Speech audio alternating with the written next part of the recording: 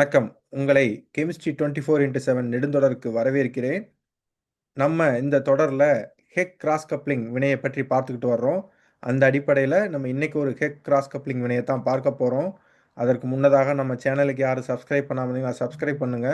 வாங்க இன்றைய கேள்விய நம்ம பார்க்கலாம். இக்கேள்வியானது கேட் 2019ஆம் ஆண்டு கேட்கப்பட்ட கேள்வி. இந்த கேள்வியின்படி இந்த சப்ஸ்ட்ரேட் ஹெக் கிராஸ் கப்ளிங் வினைக்கு இந்த கண்டிஷனை பயன்படுத்துகிறப்ப உட்படுது. அப்படி உட்படும்போது பிங்கிற ஒரு ப்ராடக்ட் கொடுக்குது. இந்த பிங்கிற ப்ராடக்ட் அதற்கு அடுத்த படியில் லித்தியம் அலுமினியம் ஹைட்ரைடு மற்றும் அசிட்டிக் அன்ஹைட்ரைடு இந்த பிரசன்ஸ் ஆஃப் ட்ரைஎத்லமைன் முன்னிலையில் வினைபுரியும் போது கியூங்கிற ஒரு ப்ராடக்டை கொடுக்குது. கீழே வந்து 4 விடைகள் வந்து கொடுத்துருக்காங்க. வாங்க எது சரியான விடைன்னு சொல்லி நம்ம சேர்ந்து பார்க்கலாம். ஸோ முதல் வினை என்னது? ஹெக் கிராஸ் கப்ளிங் வினை. இந்த ஹெக் கிராஸ் கப்ளிங் வினையை பற்றி நம்ம சேனலில் ஏற்கனவே விரிவாக பார்த்துருக்கோம். யாரும் பார்க்கல அப்படின்னா டிஸ்கிரிப்ஷனில் லிங்க் இருக்குது, பாருங்கள். அங்கே அதோட கேட்டலிட்டிக் சைக்கிள், மெக்கானிசம் மற்றும் நிறைய எடுத்துக்காட்டுகள் பார்த்துருக்கோம். ஸோ ஹெக் கிராஸ் கப்ளிங் வினையின்படி பொதுவாக முதல் படியில் என்ன நடக்கும் அப்படின்னா ஆக்டிவ் கேட்டலிஸ்ட் ஜெனரேஷன் தான் நடக்கும். இந்த ஆக்டிவ் கேட்டலிஸ்ட் வந்து இந்த வினைக்கு பெல்லாடியம் 0. ஸோ இங்கே பார்த்தீங்க அப்படின்னா என்னென்ன கொடுத்துருக்காங்க? பெல்லாடியம் அசிட்டேட் மற்றும் ட்ரைஃபெனைல் பாஸ்பைன் கொடுத்துருக்காங்க. ஸோ முதல்ல இந்த பெல்லாடியம் அசிட்டேட் மற்றும் ட்ரைஃபெனைல் பாஸ்பைன் வினைபுரியும் பொழுது நமக்கு முதல்ல இந்த மாதிரி ஒரு காம்ப்ளெக்ஸ் கிடைக்கும். அதை தொடர்ந்து லிகாண்ட் டிசோசியேட் ஆச்சு அப்படின்னா நமக்கு பெல்லாடியம் 0 வந்து நமக்கு கிடைக்கும். ஸோ இந்த வினைக்கு எது முக்கியம்? பெல்லாடியம் 0 தான் முக்கியம். ஸோ பெல்லாடியம் 0 உருவான பிறகு நம்மளோட சப்ஸ்ட்ரேட் வந்து ஆக்சிடேட்டிவ் அடிஷனுக்கு உட்படும். ஸோ பார்த்தீங்க அப்படின்னா இந்த பெல்லாடியம் 0 காம்ப்ளெக்ஸ் வந்து இங்கே இருக்கக்கூடிய கார்பன் அயோடின் பாண்டுக்கு இடையில வந்து இன்சர்ட் ஆகும். ஸோ இதைத்தான் நம்ம என்ன சொல்கிறோம்னா ஆக்சிடேட்டிவ் அடிஷன் அப்படின்னு சொல்கிறோம். ஸோ அப்படி ஆக்சிடேட்டிவ் அடிஷன் ஆச்சு அப்படின்னா நமக்கு என்ன கிடைக்கும்னா இந்த மாதிரி காம்ப்ளெக்ஸ் கிடைக்கும். அதே வேளையில் நமக்கு பெல்லாடியம் 0லேருந்து பெல்லாடியம் 2+க்கு மாறிடும்.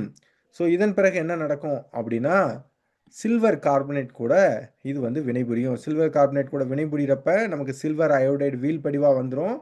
அதே வேளை நமக்கு என்ன கிடைக்கும்? பெல்லாடியம் கேட்டையானிக் காம்ப்ளெக்ஸ் வந்து கிடைக்கும்.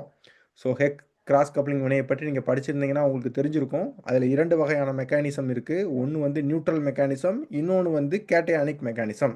பொதுவாக எலக்ட்ரான் ரிச் அல்கீன் நம்மளோட சப்ஸ்ட்ரேட்டில் இருந்துச்சு அப்படின்னா அந்த வினையை கேட்டையானிக் மெக்கானிசம் வழியில் செயல்படுத்துறதுக்கு நம்ம சில்வர் பேஸ்டு அடிட்டிவை நம்ம பயன்படுத்துவோம். அந்த அடிப்படையில் பார்க்குறப்ப இங்கே இருக்கக்கூடிய அல்கின் எலக்ட்ரான் ரிச்சாக இருக்கிறனால நம்ம சில்வர் கார்பனேட் பயன்படுத்துகிறாங்க. சில்வர் கார்பனேட் பயன்படுத்துகிறப்ப நமக்கு என்ன கிடைக்குது? பெல்லாடியம் கேட்டையானிக் காம்ப்ளெக்ஸ் வந்து கிடைக்குது. ஸோ இதற்கு அடுத்த படியில் என்ன நடக்கும்? அல்கீன் கூட கோஆர்டினேஷன் நடந்து நமக்கு பை காம்ப்ளெக்ஸ் ஃபார்மேஷன் வந்து நடக்கும். ஸோ பை காம்ப்ளெக்ஸ் ஃபார்மேஷன் நடந்துச்சு அப்படின்னா நமக்கு இந்த மாதிரி ஒரு இன்டர்மீடியேட் கிடைக்கும். இதற்கு அடுத்த படியில் என்ன நடக்கும் அப்படின்னா கார்போபெல்லடைசன் அல்லது மைக்ரேட்டரி இன்சர்ஷன் வந்து நடக்கும். ஸோ அதனோட அடிப்படையில் பார்க்குறப்ப இங்கே பார்த்தீங்க அப்படின்னா அல்கீன் இருக்குது. இந்த அல்கீனில் ஒரு அல்கீன் கார்பனில் வந்து பெல்லாடியம் போகும். இன்னொரு அல்கீன் கார்பனில் இங்கே இருக்கக்கூடிய அரைல் பார்ட் போய் ஜாயின் ஆகும். சரியா? ஸோ இப்போ இந்த 2 கார்பனில் எந்த கார்பனில் பெல்லாடியம் போகும், எந்த கார்பனில் அரைல் போகும் அப்படிங்கிறத நம்ம பார்க்கணும். ஸோ அதற்கு என்ன பார்க்கணும்? நம்ம எலக்ட்ரானிக்ஸ் வந்து நம்ம பார்க்கணும்.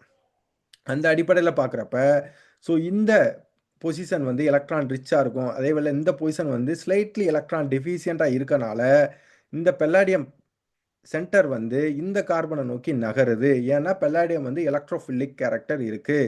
அப்போ இந்த அரைல் பார்ட் வந்து இந்த கார்பனை நோக்கி நகரும். அப்படி நகர்ந்துச்சுன்னா அப்படின்னா நமக்கு என்ன கிடைக்கும்? ஒரு 5 மெம்பர் ரிங் சிஸ்டம் வந்து கிடைக்கும்.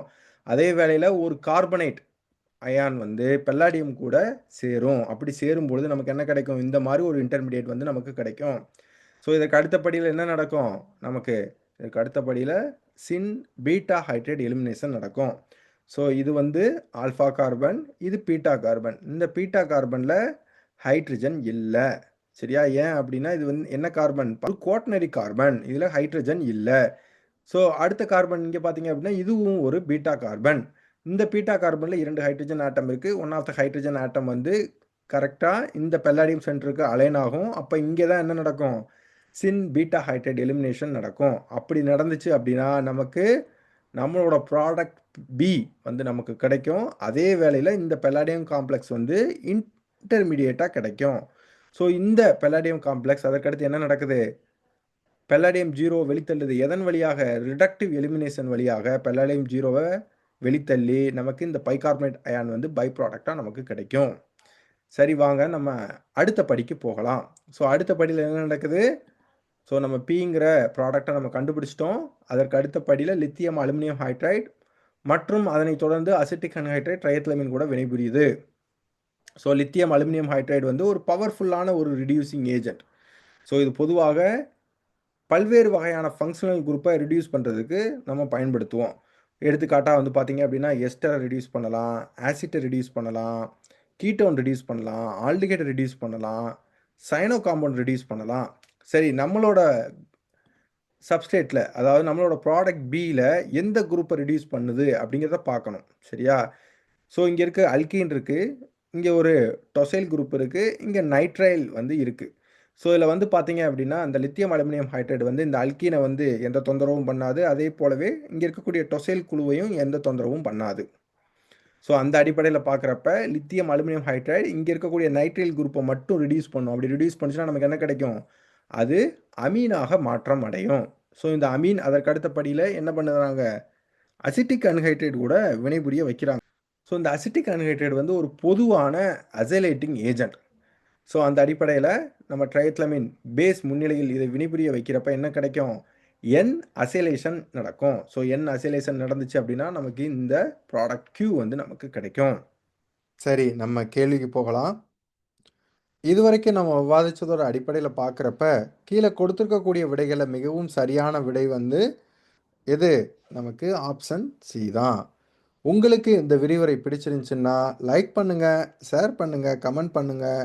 இது போன்ற கேள்விகள் அடிக்கடி நீங்கள் பார்க்கணும் அப்படின்னா வேதியியல் தமிழிற்கு சப்ஸ்கிரைப் பண்ணுங்கள். மீண்டும் இன்னொரு கேள்வியில் சந்திக்கும் வரை நன்றி நண்பர்களே.